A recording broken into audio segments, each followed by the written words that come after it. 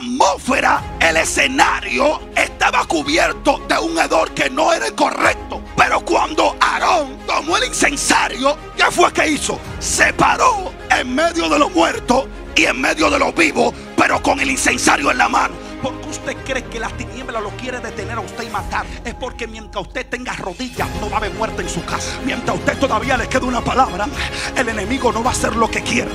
Y cada vez que el enemigo se levante, tú vas a decir: tengo el incensario en la mano, ay Dios mío, y voy a quemar incienso para que la muerte retroceda. Tú sabes hasta cuándo la muerte va a gobernar en tu familia, hasta que tú prendes el incensario.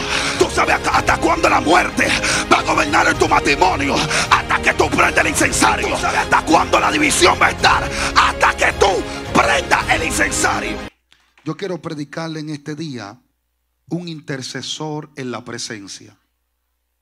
Un intercesor en la presencia de Dios. Saluda a alguien y dígale: un intercesor en la presencia de Dios. Diga conmigo: un intercesor en la presencia de Dios. Aleluya. Mire, hermanos, lo primero para abordar esta prédica o este sermón, tenemos que irnos a las diferentes funciones que tenían en Israel.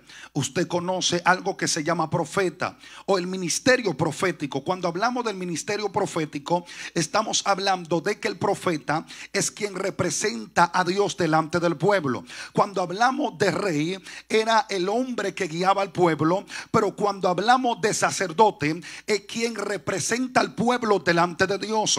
Lo primero, que cuando hablamos de sacerdocio, no podemos hablar de sacerdocio sin hablar de este hombre llamado Aarón. Sabemos que cuando Moisés tiene un encuentro con Dios, lo primero que le dice Moisés: Señor, yo no puedo porque soy tartamudo, no hablo bien. Y le dice: no, pon a mi hermano Aarón.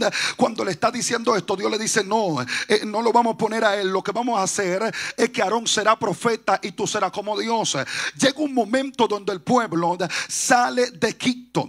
¿Cómo el pueblo entró en Egipto? Lo primero que debemos de saber es que el pueblo de Israel sale de la descendencia de Abraham. Cuando sale de la descendencia de Abraham, en un momento Abraham iba a hacer un sacrificio, y dice que Abraham se durmió. Cuando Abraham se durmió, Dios le dice a Abraham: la descendencia que voy a sacar de ti, la palabra que yo te he dado, lo primero que esa descendencia va a durar 400 años en cautiverio en una tierra. Yo te voy a mostrar lo que voy a hacer con ellos. De ahí se comienza a levantar Isaac. Isaac comienza a caminar sobre la tierra. Tiene que vivir como nómada, tiene que vivir en el desierto.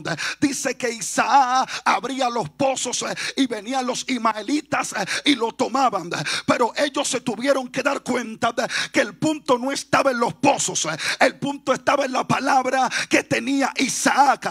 Ahora Isaac tiene dos hijos, entre ellos uno se llama Esaú y otro se llama Jacob. De Jacob Dios lo marcó desde el vientre de su madre, porque a Rebeca se le dijo que el mayor serviría al menor.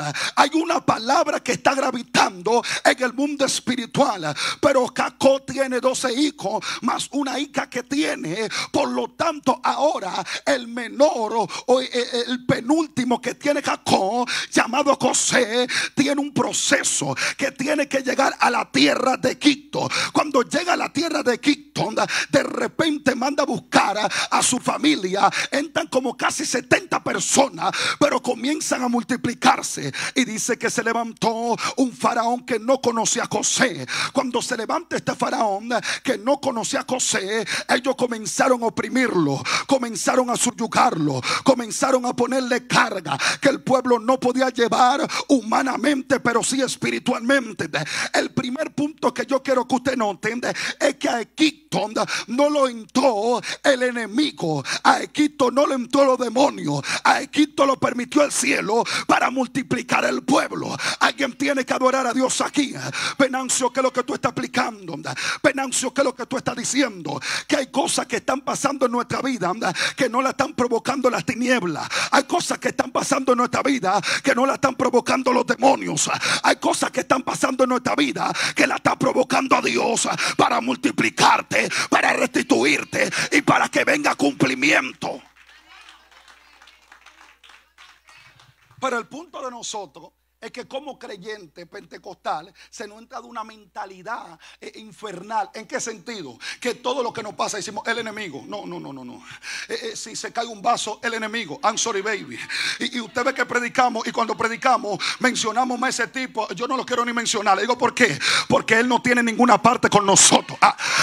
Alguien tiene que adorar a Dios aquí. Se lo voy a decir en serio.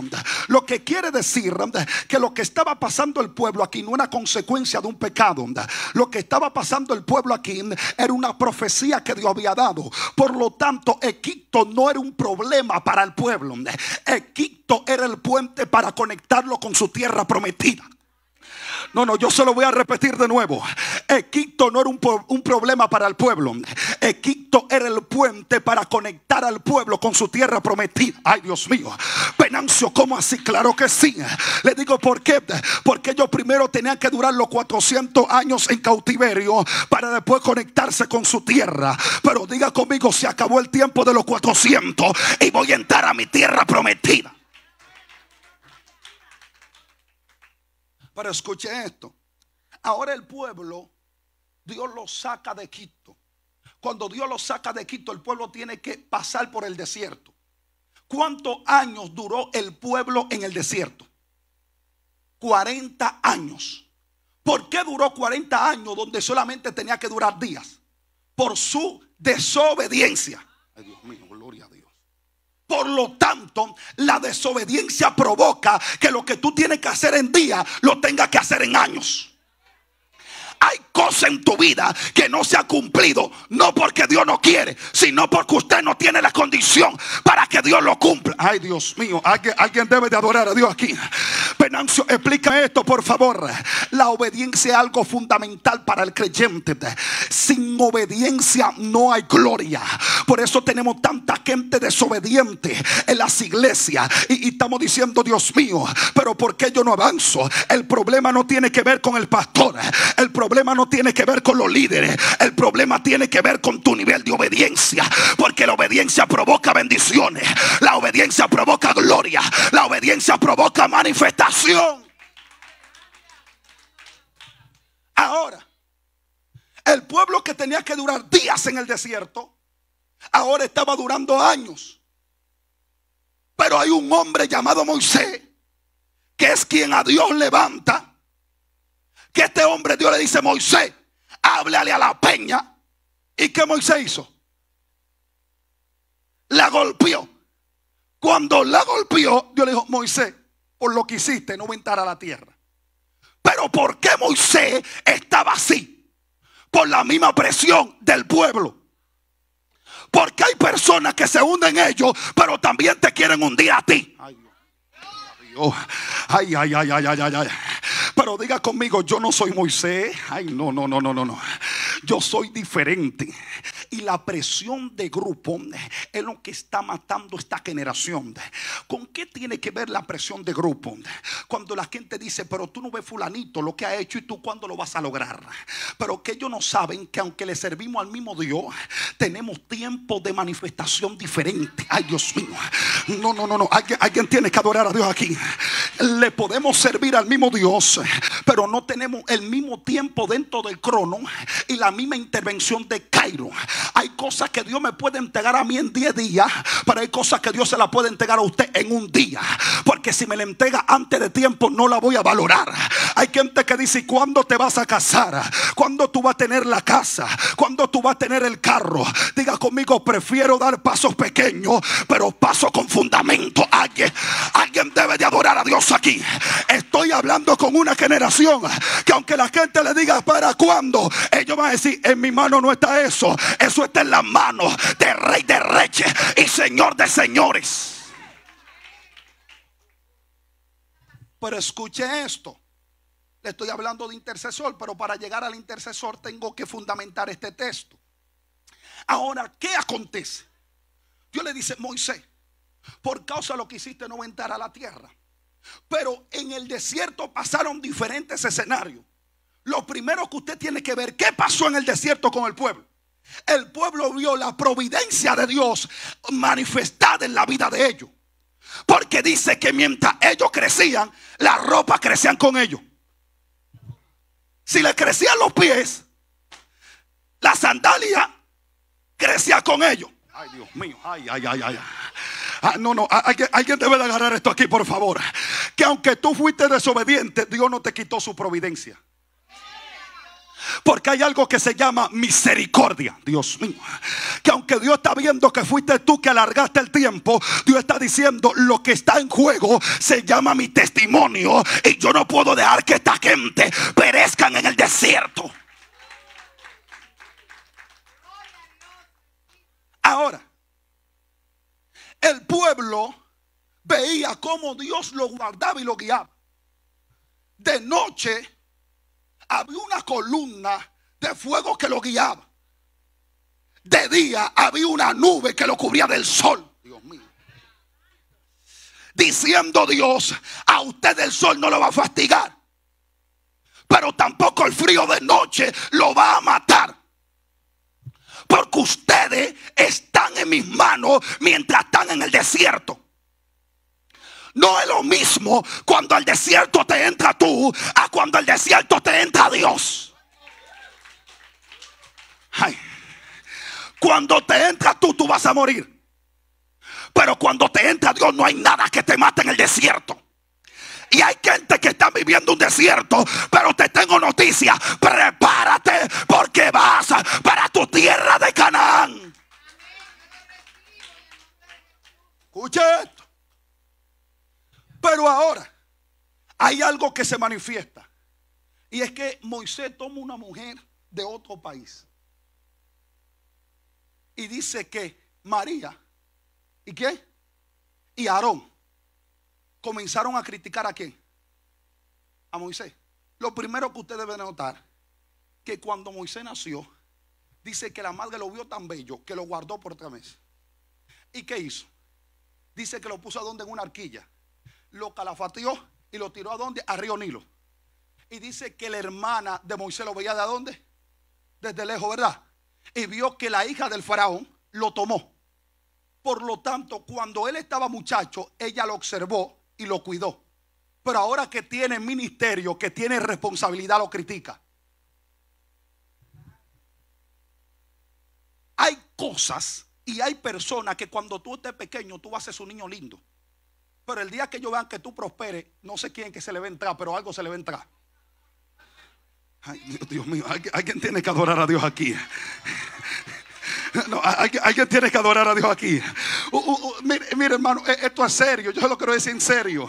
Usted no está viendo que hay gente que cuando tú estás pasando el proceso, ellos están contigo.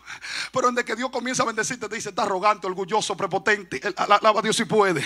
Y tú estás igualito con ellos. Lo que pasa es que la bendición que Dios te entregó a ellos le molesta. Gloria a Dios. Porque ay. Venancio, y esto aplica para todo el sentido. Lo primero que usted debe saber, que María era profeta y Aarón era sacerdote. Que a cualquiera se le entra la envidia, porque la envidia no es un demonio. La Biblia lo establece. Es una obra de la carne. Por lo tanto, la envidia no se reprende, la envidia se somete. Dios mío, ay. Vámonos. Ay. Usted no está viendo que gente dice que reprendo la envidia, espíritu, porque nosotros todos lo espiritualizamos. Y no hay una gente que yo soy muy espiritual también. La Biblia lo dice. Dentro de la obra de la carne habla de la envidia. Por lo tanto, hay cosas que no son demonios, hay cosas que son obra de la carne, que nosotros tenemos que hacer morir en nosotros. Por lo tanto, debemos de saber identificar qué es lo que nos está haciendo la guerra y cuál es nuestro enemigo. Hay un texto en el Antiguo Testamento que habla uno de los profetas que dice: cuídate de la que duerme a tu lado. Mucha gente ha sacado de contexto esta palabra, y yo quiero ir. No es lo mismo un término en el Antiguo que un término en el Nuevo. En el Antiguo había una depravación tan fuerte que no estaba hablando de la carne, no, estaba hablando de la persona que te rodeaba. Usted comienza a buscar eso en diferentes revisiones y se va a dar cuenta que estaba hablando de un ser humano, no estaba hablando de usted mismo. Pero el apóstol Pablo habla de cuidarse de la carne en el Nuevo Testamento. Por eso es que la Biblia hay que estudiarla desde el Génesis hasta Apocalipsis, pero no se puede estudiar atrás si usted no sabe el fundamento que usted tiene, la iglesia de Cristo. esto. Ahora, ¿qué acontece? La envidia la tenía Moisés, la tenía Aarón, la tenía María. Pero ¿qué le hizo? Cuando Dios descendió, le dijo: dígale a ellos que salgan al tabernáculo, que voy a hablar con ellos. Le dice a los profetas, a los otros yo le hablo en sueños y en visiones, pero a Moisés yo le hablo que cara a cara, diciéndole: yo tengo una conexión con este hombre. Ahora a María de repente dice Aarón: pero intercede por ella. Pero Moisés ora y Dios le dice: oye, ¿qué tú hubieras hecho si te faltan? Que tú le hubieras hecho algo a tu padre. Tú sabes que hubiese acontecido, hubiese tenido que durar 7 días. Ella duró 7 días leprosa. En este momento Moisés pudo interceder por ella, pero dice que se levantó, y aquí aterrizo en el texto, una gente llamado los hijos de Coré, o mejor dicho Coré y su descendencia. Cuando esta gente se levantaron, la palabra de Dios establece que comenzaron a hablar en contra de Moisés. Cuando comenzaron a hablar en contra de Moisés, dice que se abrió la tierra. ¿Y qué pasó? Se lo tragó el Seol. Pero de repente el pueblo, cuando está viendo esto, la palabra de Dios establece que el pueblo comenzó a decir: Moisés y Aarón lo que están matando al pueblo. Y dice que Dios se molestó con lo que estaba diciendo el pueblo, y le dijo a Aarón y a Moisés: apártense, que voy a descender y lo voy a exterminar. Cuando Moisés escuchó esto, dice que se postró en tierra y le dijo a Aarón: rápidamente tome el incensario y queme el incienso a expiación por el pueblo. Y dice que en ese momento comenzó la mortandad, comenzó la muerte. Pero yo me pregunto, y quiero que usted note esto: si Moisés era el profeta, Moisés era el guiador, Moisés era quien estaba guiando al pueblo, ¿por qué Moisés no ofreció el incensario, el incienso? ¿Por qué no lo hizo él? Porque hay algo que se llama respetar la autoridad. Hay cosas que no se detienen y otras cosas que no adelantan porque nosotros no sabemos respetar la autoridad. Explícame esto, Venancio, por favor. Moisés era el profeta, el guiador, quien guiaba al pueblo. Pero Aarón era el sacerdote. A Moisés no le tocaba interceder, era Aarón. Porque hay personas que en el momento, porque ven una manifestación, piensan que pueden hacer una usurpación de una posición. Que usted vea que 2 o 3 gente caiga en un momento no quiere decir que usted es pastor.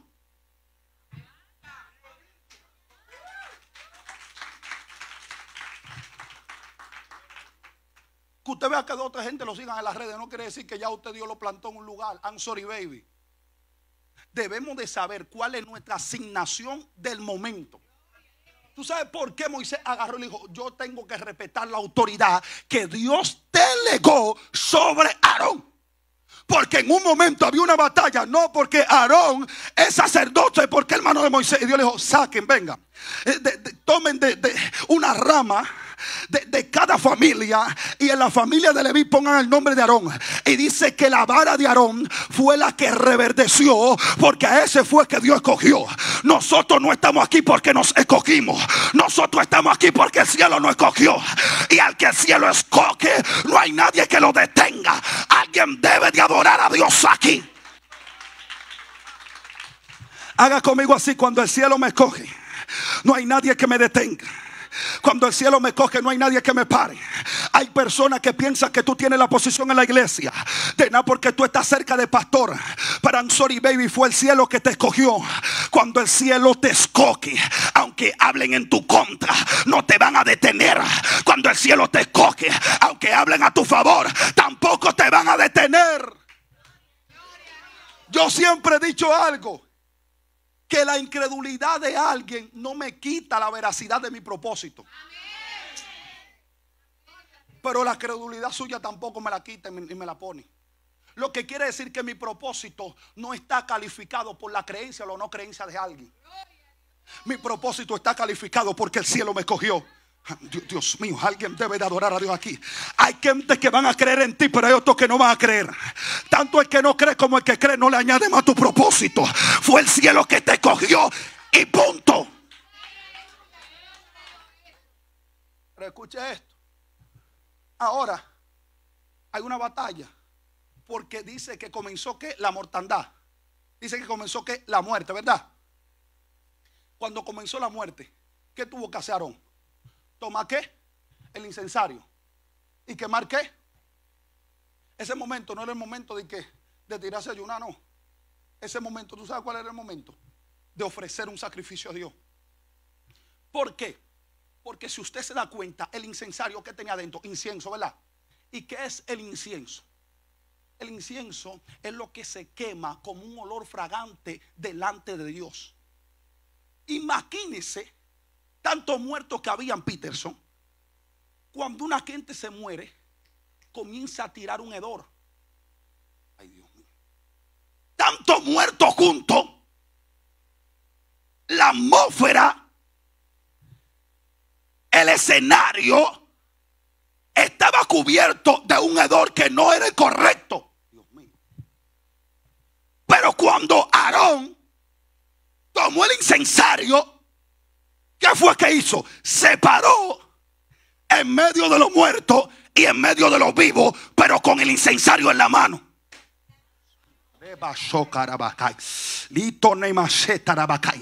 Venancio, explícame esto, por favor. Se lo voy a explicar detalladamente. Lo primero que usted debe de saber es que la muerte había comenzado por un lugar y iba a seguir su trayectoria. Pero cuando la muerte vio que había un intercesor en medio de ella, dijo: tengo que retroceder. La muerte ha comenzado en los países, en República Dominicana, pero aquí en esta iglesia se están levantando Aarones que tienen su incensario en la mano. Ay, Dios mío. No, alguien puede adorar a Dios aquí. Alguien puede adorar a Dios aquí. Tú sabes hasta cuándo la muerte va a gobernar en tu familia. Hasta que tú prendes el incensario. Tú sabes hasta cuándo la muerte va a gobernar en tu matrimonio. Hasta que tú prendes el incensario. Tú sabes hasta cuándo la división va a estar. Hasta que tú prendas el incensario. Escuche esto, hermano. Los aromas y los hedores, ¿con qué se combaten? Usted tiene que bañarse, ¿verdad? ¿Y qué tiene que ponerse? Olor. Ay, Dios mío. No. Usted está agarrando esto aquí. Lo que quiere decir que si el pecado tiene su hedor, la gloria tiene su olor. Mío, gloria a Dios. Ay, yo no sé si alguien agarró esto aquí ya. Lo que quiere decir que la influencia del mundo la vamos a contrarrestar con la influencia que nosotros tenemos. El pecado la vamos a contrarrestar con la gracia. ¿Y quién fue que se puso en el medio? No fue cualquier gente. El que se puso en el medio fue Aarón, el sacerdote, el intercesor.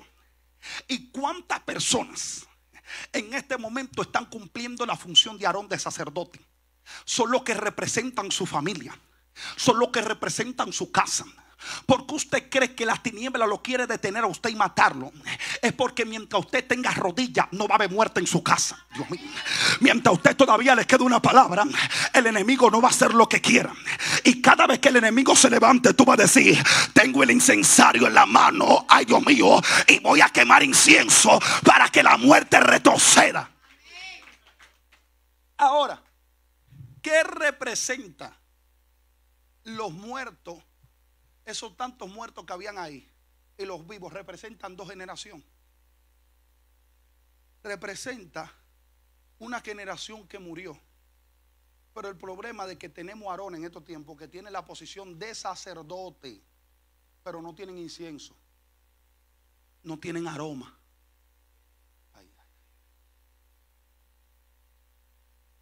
Porque se han preocupado más por las cosas de la tierra que por las cosas celestiales. Y la muerte no se contrarresta con tus recursos humanos. La muerte se contrarresta con los recursos espirituales celestiales. Por eso que usted ve que hay gente que tiene riqueza, pero la muerte está haciendo lo que quiere en su casa. Los demonios gobiernan en su casa, porque la riqueza es necesaria para nosotros hacer muchas cosas aquí. Wow, qué bueno. Uno ser rico, uno hace una iglesia grandota, alaba a Dios y puede. Pero entendiendo que eso no es lo primordial. Lo primordial es tener el aroma. Y para tener el aroma hay que cumplir con algunos requisitos. Hay que ser santo internamente. No. El problema de nosotros es que queremos ser intercesores con incienso que tienen aroma, pero nosotros cargamos cosas extrañas por dentro. Alaba a Dios si pueden. Y Dios le está diciendo a alguien: no puede quemar incienso cuando el primer aroma lo tiene que tener tú por dentro, viviendo una vida santa delante del Rey de Reyes, Señor de Señores. Yo sé que esto mucha gente no lo va a alabar, porque la gente quiere vivir la vida como le venga. I'm sorry, baby. Hay unos preceptos, hay unos principios que hay que cumplirlo. Aarón no podía ir a hacer sacrificio como él quería. Tenía que estar limpio. Usted no puede ir a quemar incienso como usted quiere. Tiene que estar limpio, porque qué malo es usted quemar incienso para que otro no muera cuando el primer muerto es usted. Apláudalo. Ay, Peter, esto se está poniendo serio aquí. Vámonos.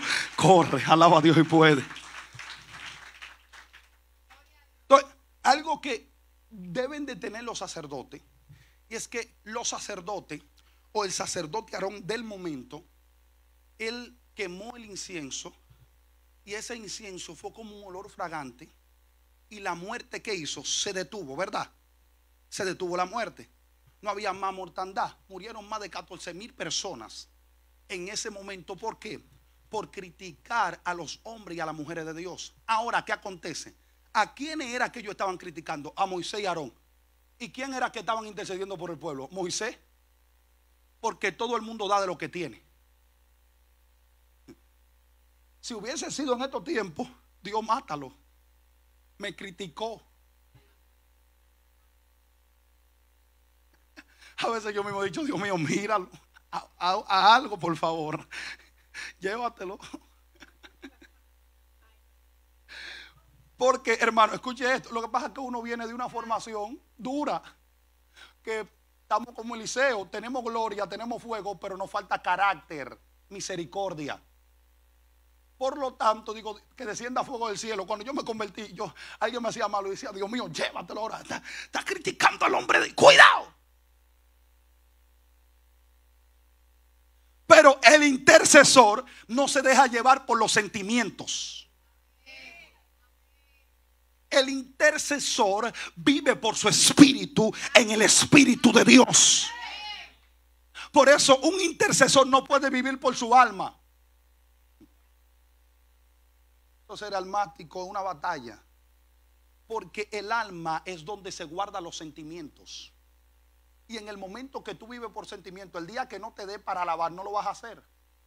El día que no te dé para ir para la iglesia, tampoco vas a ir, porque no siento. Pero a mí me gusta, como dijo David: alma mía, aunque tú no sientas, vas a tener que alabarle.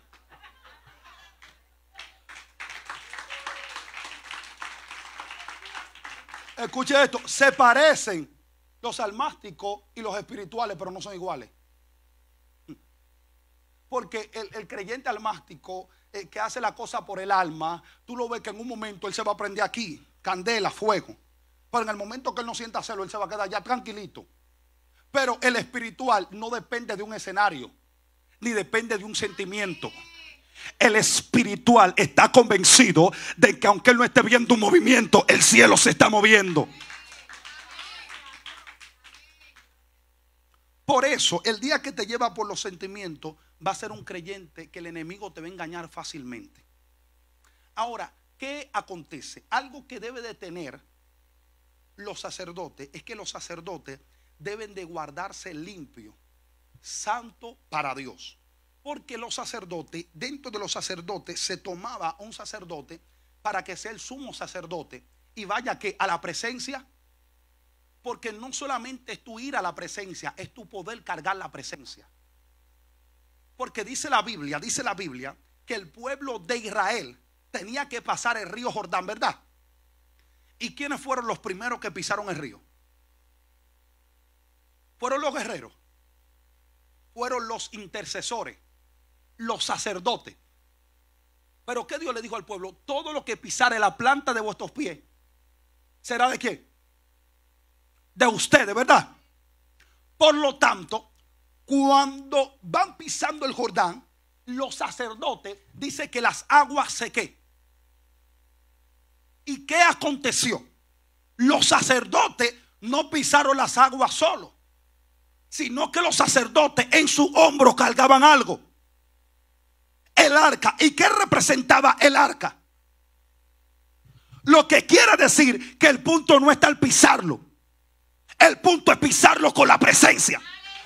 Hay cosas que se van a abrir cuando tú cargues la presencia. No.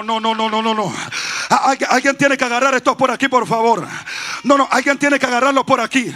Diga conmigo: todo lo que pisare la planta de vuestros pies será mío.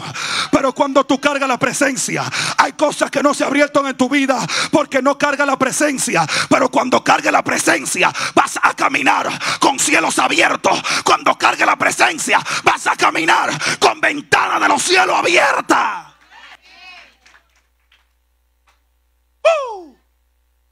Ya le cierro aquí. Ahora, ¿qué acontece? A mí me voló la cabeza este asunto cuando yo vi que los sacerdotes son los primeros que pisan, pero son de los últimos que salen. Porque dice que los sacerdotes se tuvieron que quedar en medio del Jordán hasta que el pueblo cruzara que en seco, ¿verdad? Lo que quiere decir que el sacerdote tiene que tener permanencia en la posición. Amén. Ahora, vaya conmigo, trasládese este asunto. Los sacerdotes, diga conmigo, fueron los primeros que pisaron, pero fueron los últimos que salieron. Ahora, no habían gente que venían detrás de ellos en la fila. Todos. Pero habían gente que estaban últimos que ellos, pero llegaron primero que ellos al otro lado. Pero eso no hace menos importante a los sacerdotes. Porque los sacerdotes no están para llegar primero a los lugares. Los sacerdotes están para que otros lleguen porque ellos abrieron paso. No. Ay, Venancio, no lo diga. Claro que sí que lo voy a decir. Usted sabe que hay personas que se convirtieron últimos que usted y están predicando donde usted no predica. Tienen el cargo que usted no tiene, Dios mío. Tienen la elocuencia que de nada usted no tiene. Pero para que esa gente estuvieran aquí hoy, usted tuvo que hacer un sacerdote que tenga que orar por esa gente que estaban en el mundo. Alguien debe de adorar a Dios aquí. Venancio, explícame esto. Claro que sí. El punto no está a cuánto escenario tú llegues. El punto está que tú cargues la presencia, que tú cargues la gloria, que tú cargues el fuego. Dile a alguien: no te desesperes, la paciencia. Le voy a hacer una pregunta a usted.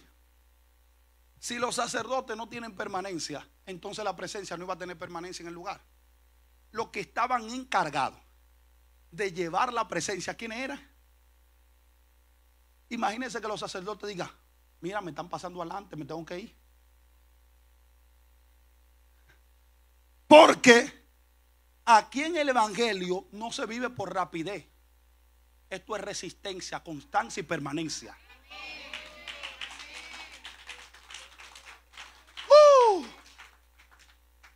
En el momento que vive por rapidez, te va a chocar con una pared fuerte y te va a duro y va a tener que volver para atrás. Le voy a hacer una pregunta a usted. ¿Cuántas personas usted no ha visto en su trayecto que vinieron último que usted? Lo conocen más que usted hasta en la iglesia. Le dieron un cargo que nunca le han dado a usted, pero se descarriaron y usted todavía está aquí.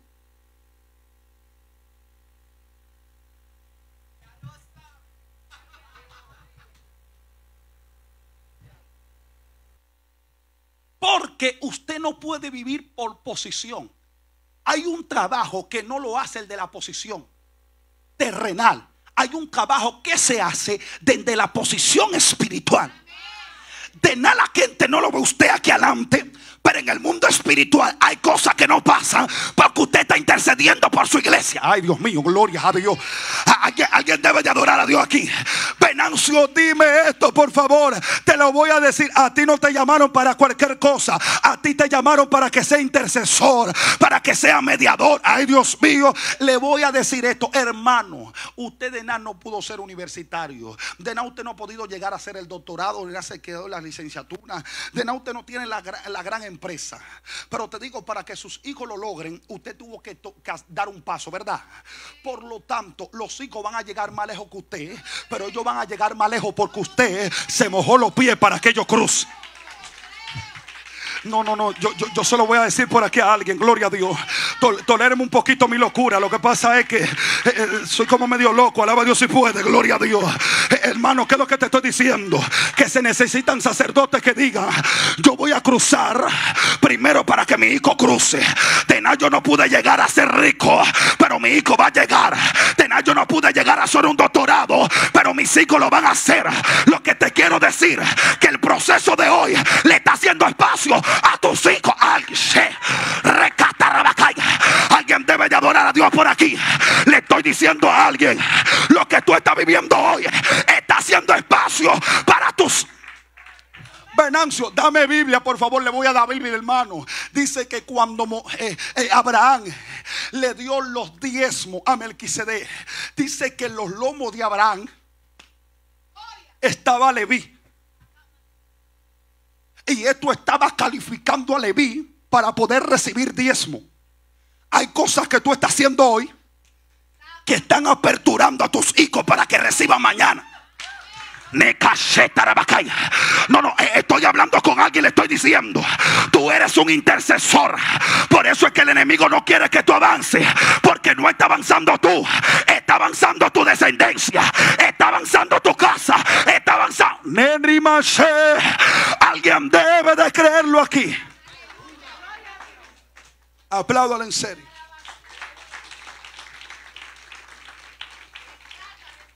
Diga conmigo: hay cosas que yo no estoy logrando en el momento, pero mi descendencia lo va a lograr. Hay gigantes que mato yo, pero va a gozar el beneficio Salomón. ¿Por qué Salomón no tuvo un reinado de guerra? Porque David vivió toda la guerra para que Salomón viva paz. No. Usted como que no está agarrando esto aquí, por favor. Venancio, explícame esto, por favor. Lo que le vengo a decir, que hay Goliat que tiene que matar a usted, porque esos son los que van a aperturar el reinado de tus hijos mañana. Alguien debe de adorar a Dios aquí. Hay cosas que están provocando a usted que se le van a manifestar en la mañana. Alguien tiene que tomar su mano derecha y decir: yo lo recibo, yo lo creo, yo lo abrazo. Vengo a profetizar sobre alguien. Le vengo a decir: mata al gigante hoy para que tú veas que tus hijos no van a tener que vivir matando gigantes. Tú sabes cuál es el problema: es que la gente se queda con los traumas del pasado. Que ni mi papá y ni mi mamá pudieron hacer lo que yo hago, pero mis hijos van a hacer lo que yo nunca hice. Alguien debe de creerlo aquí.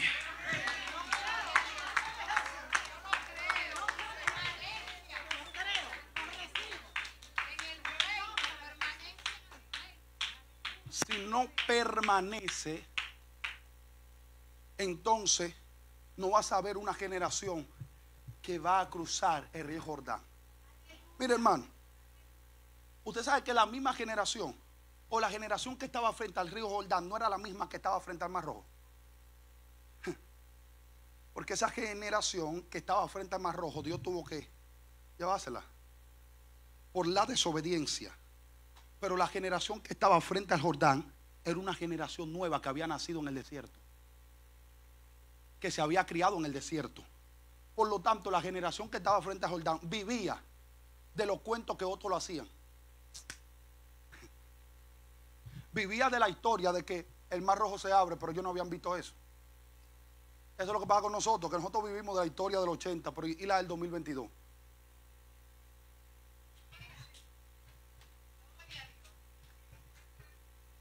Mire, con todo el respeto que se merecen los patriarcas del pasado, todo el mundo, yo que vivo en este escenario predicando y escucho a los predicadores hablando de Luis Urbáez, la gente ha escuchado esta historia y la ha leído.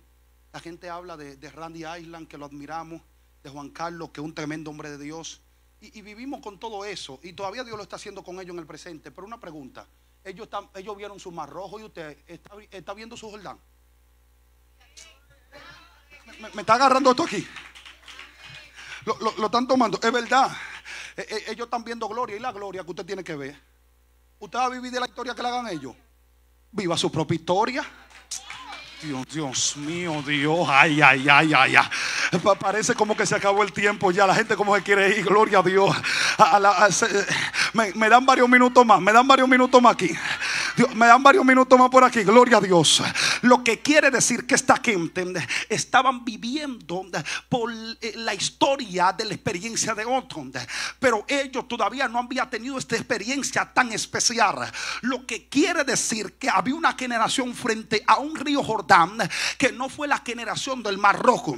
Pero algo me gusta a mí es que habían dos personajes aquí que vieron Mar Rojo abrirse, pero también vieron Jordán dividirse. ¿Y quiénes fueron estos? Caleb y Josué. Lo que está diciendo que hay una generación que perteneció al pasado, pero también está perteneciendo al presente y va a pertenecer al futuro. ¿Cuánta gente de los que están aquí pasan de 10 años en el evangelio? ¿Cuántos pasan de 15? ¿Y cuántos pasan de 20? Ay, Dios mío, gloria a Dios. Esto ustedes vieron en el 2002 cómo Mar Rojo se abría, pero van a tener que ver en el 2022 cómo el Jordán se va a dividir. Usted agarró esto aquí, por favor. Diga conmigo: yo no me voy a quedar solamente en la historia del Mar Rojo. Yo voy a comenzar a ver el Jordán dividirse. ¿Usted sabe qué significa Jordán? El Jordán significa el río donde todo baja. Le digo porque es verdad que en el Jordán todo baja, pero hasta que alguien con la presencia lo haga subir. Es verdad que en el Jordán hay muchas cosas que mueren, pero hay otra gente que vamos a vivir. El Jordán que de muerte para otro, para nosotros se va a convertir en vida. Alguien debe, diga, adorar a Dios aquí. Venancio, ¿qué es lo que tú estás diciendo? Es que el Jordán va a ser Jordán hasta que un sacerdote se meta con la presencia. Pero escuche esto. Usted sabe que el Jordán fue el mayor aliado para que el pueblo tome la posesión de la tierra. ¿Usted sabe eso? Bíblicamente, váyase a Josué 5. Dice Josué 5. El intercesor, el misterio de la intercesión. Es que la intercesión no solamente tiene aroma. La intercesión provoca un sonido en el mundo espiritual. Venancio, explícame esto. Ok. Josué capítulo 5. Dice que los reyes de los amorreos, de los cananeos, al escuchar cómo Dios había secado y había dividido el río Jordán, cuando ellos escucharon eso, dice que desfallecieron. Descayó su corazón a causa de lo que Dios había hecho. Lo que quiere decir que el Jordán se convirtió en el testimonio y en la evidencia de que venía un pueblo a tomar lo que le pertenecía. Ahora yo le hago una pregunta a usted. ¿Ellos vieron a los hijos de Israel? No. Escucharon. Entonces hay lugares donde tú no vas a tener que llegar. Ellos escuchando que tú vienes de camino, se van a tener que ir.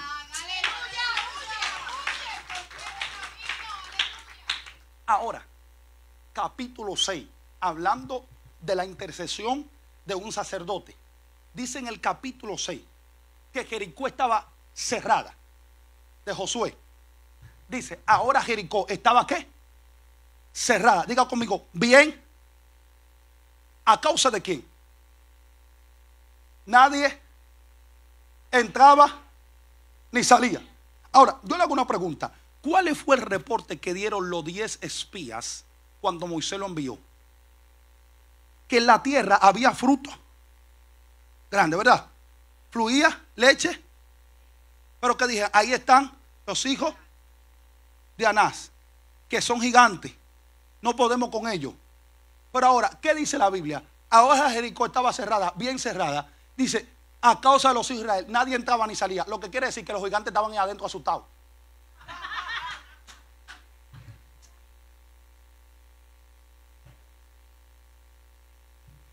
Los gigantes, que una generación se asustó, hay otra generación que va a hacer que se asusten ellos. Hay gigantes que tu familia no pudo matar, pero tú lo vas a matar. Dios mío, gloria a Dios. Hay cosas que no se pudieron derrumbar en el pasado, pero tú lo vas a derribar. Escuche esto. La puerta de Jericó cerrada no estaba determinando que el pueblo no podía. Porque hay cosas que usted ve cerradas que no están evidenciando su derrota, están evidenciando su victoria. Porque es que nosotros estamos acostumbrados a ver las cosas fáciles. Y Dios te está diciendo: lo mejor que te puede pasar es que cierren la puerta de Jericó. Y que la cierren, pero bien cerrada. Cuando la Biblia dice bien cerrada, es porque le pusieron candado que no llevaba. Pero diga conmigo, ¿usted no ha escuchado una imagen que dice por ahí: dile que al que me cerró la puerta, que le voy a comprar la casa? ¿Usted no ha visto eso?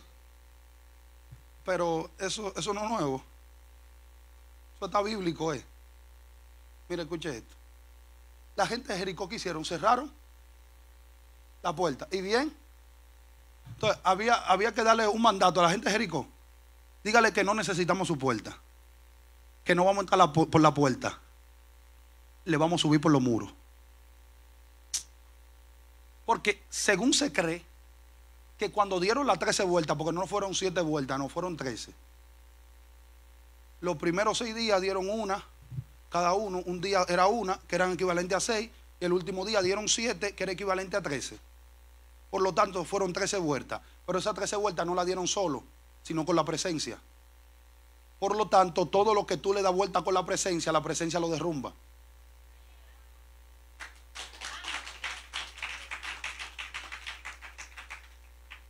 No es dar la vuelta, es con la presencia. Ahora, escuche esto, ponga atención a esto. Según se cree que cuando ellos dieron la vuelta, que dieron el grito, que tocaron los chofares, que comenzaron a derrumbarse los muros no se cayeron por caerse. Los muros se comenzaron a caer no como un escombro, comenzaron a caerse como que si fueran ascensor. Y comenzaron a convertirse en escalones. Según la gente que estudia arqueología bíblica, han hecho ciencia bíblica, todo ese asunto. Cuando se derribaron los muros, no se convirtieron en escombros para que el pueblo no cruce, porque eran muros doblemente fortificados. Y arriba tenían casa. Por lo tanto, si tú derrumbabas el primero, tenías que derrumbar el segundo. Y mientras derrumbaba el primero, te caía la casa de arriba. Ahora, ¿qué acontece? Que los muros que eran una interrupción se convirtieron en escalones para conectarlo con su tierra prometida. Hay cosas que usted está viendo hoy, que usted lo está viendo como interrupción, pero cuando le dé vuelta con la presencia, lo que era una interrupción se va a convertir en tu aliado para que llegue a tu tierra prometida. Levante su mano conmigo y diga: lo que ayer yo estaba viendo como una interrupción, la presencia lo va a convertir en un aliado para que yo llegue a mi tierra prometida. Dios mío, denle un aplauso al Padre, al Hijo y al Espíritu. Resumen y conclusión del sermón. Un sacerdote es un intercesor. Un sacerdote tiene que vivir en obediencia. Un sacerdote tiene que vivir en santidad. Un sacerdote tiene que cargar la presencia del Señor. Pero un sacerdote tiene que llevar el incensario. El incensario tiene incienso y el incienso es un aroma. Un sacerdote no solamente destila aroma, sino que también provoca un sonido en el mundo espiritual. Porque dice la Biblia que nosotros tenemos el ministerio de la reconciliación. Todo el mundo quiere el ministerio profético, pero pocos quieren reconciliar. Hay que tratar de reconciliar a la humanidad con Dios. Y el único mediador y gran sumo sacerdote se llama Jesús. Por eso dice la Biblia que nosotros somos real sacerdocio. No venimos de nada según el linaje de Aarón, no. Venimos del linaje de Melquisedec, rey de Salem. Porque el sacerdocio de Cristo no es según Aarón, sino según Melquisedec. eternamente y para siempre. Si pecaste, abogado tiene para con el Padre. El mayor intercesor se llama Jesús. Cuando te quieran venir a acusar, Cristo va a decir: yo derramé mi sangre en la cruz del Calvario por cada uno de ellos. Denle un aplauso al Padre, al Hijo y al Espíritu. Póngase de pies.